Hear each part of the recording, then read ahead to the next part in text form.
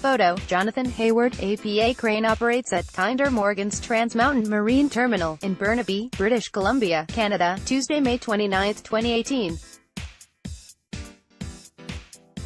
Canadian Prime Minister Justin Trudeau's government announced plans Tuesday, May 29, 2018, to spend $3.4 billion to purchase Kinder Morgan's Trans Mountain pipeline.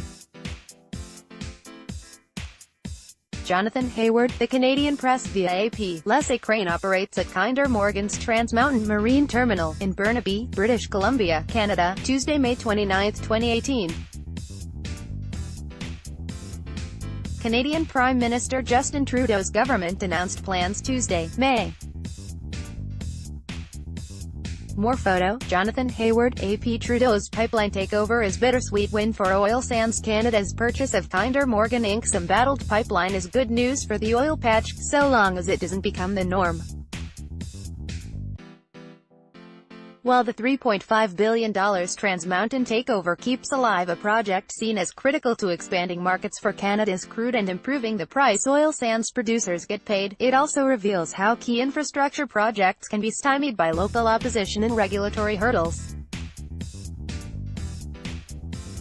We would desperately hope this is not the model of how future projects get done, Chris Bloomer, President and Chief Executive Officer of the Canadian Energy Pipeline Association, said in a phone interview, adding that he is nonetheless pleased that the project can now go ahead. Long after getting federal approval to almost triple the capacity of its six-decade-old conduit in 2016, Kinder became the latest pipeline operator to come against fierce local opposition in Canada.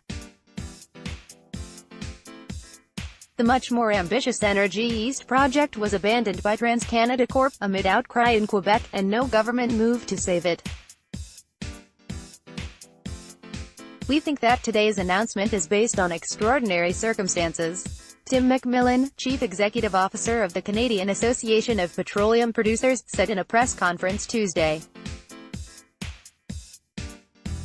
We don't want to find ourselves in this situation again. Taxpayer money. The fact that Trans Mountain needed taxpayers to purchase the project has exposed fundamental flaws in Canada's regulatory system, the Business Council of British Columbia said in a release. It shows that Canada is not very business-friendly because the only way this could be done is that the federal government has to step in and buy it, Laura Lau, who helps manage $1.5 billion in assets at Brompton Corp. In Toronto, said by phone. Alberta's oil sands, the world's third-largest crude reserves, are a crucial part of Canada's economy.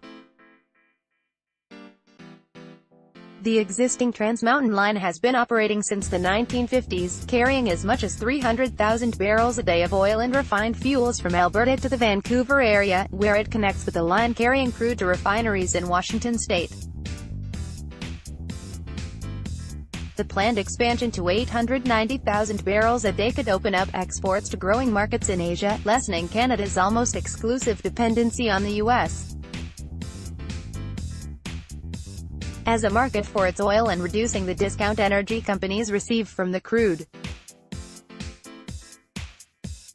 Critical Infrastructure Suncor Energy Inc., Canada's biggest oil company, welcomed the government's move, saying it reinforced the criticality of this infrastructure to all Canadians, Chief Executive Officer Steve Williams said in a statement.